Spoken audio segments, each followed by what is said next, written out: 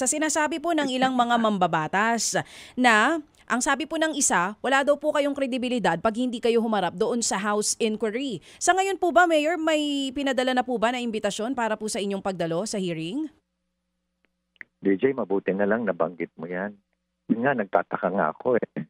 Salita sila ng salita, hamon sila ng hamon. Pero wala namang pinapadalang notice sa akin. So paano ako pupunta doon? Alam nga namang ipipresenta ko na lang sarili ko doon. Anong oras, saan lugar, hindi ko alam eh.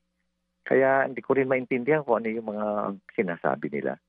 So as we speak now, wala pong letter of invitation, wala rin pong notice na natatanggap ang inyo pong opisina. Pero kung sakali man, halimbawa ngayong araw ipadala po yan, willing po ba kayo na humarap sa investigasyon?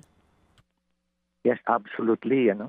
Just to pay respect, marespeto naman tayo at pag tinatawag naman tayo, pupunta talaga tayo doon. So wala po kayong agam-agam, kayo po'y haharap at dadalhin nyo rin po ba yung mga dokumento na naibigay nyo na rin po sa Pangulo? Kasi nitong nakaraan, nagkita po kayo ng Pangulo at meron po kayong mga iniabot na dokumento sa kanya. Yes, may mga dokumento akong pinakita sa kanya. Nagulat nga siya doon sa mga nakita niya. Bibigay din ako sa kanila ang mga dokumento. Pero hindi ko ibibigay sa kanila yung mga original. Opo. Mayor, pwede ba namin malaman ano bang mga dokumento yon? Sir Ted, pwede ho bang i-sekreto na lang ho muna natin, Sir Ted, para hindi ho mabasa yung ating, mabasa ho yung ating galaw. Maraming salamat po. Opo. Pero kung nabigyan niyo po ng kopya nga ang Presidente sa mga dokumentong ito, basically po, ano ang description ng mga dokumento?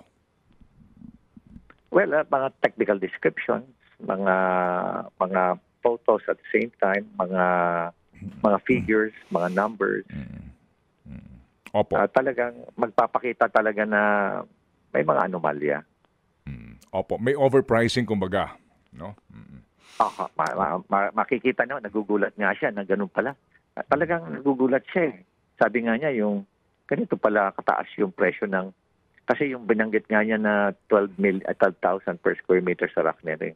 Nung pinakita ko siya, ganun pala, mali pa pala ako. Sabi niya, mas matindi pa pala ito. Sabi niya, kasi pinakita ko pa yung ibang mga figures, pinakita ko rin sa kanya, yung actual na itsura sa kalsada. Talagang, kita mo talaga yung galit niya, Sir Ted. Galit talaga siya at talagang very, very disappointed siya.